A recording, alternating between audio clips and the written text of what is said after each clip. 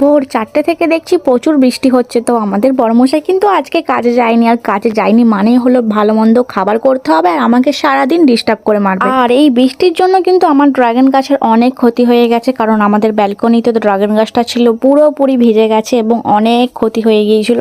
তো যা হোক করে চেষ্টা করেছি তাকে বাঁচানো। তো আমি যে স্ট্রবেরি গাছটা লাগিয়েছিলাম সেটা মনে হয় আর বাঁচবে না, কারণ অনেক দিনই তো প্রায় হয়ে গেল কিন্তু কোনো চারা বেরোয়নি, তাই মনটা খুবই খারাপ হয়ে আছে। কিন্তু না, একদিক থেকে ভালো হয়েছে, ড্রাগন গাছে কিন্তু অনেক পরিমাণে বাচ্চা বেরিয়েছে।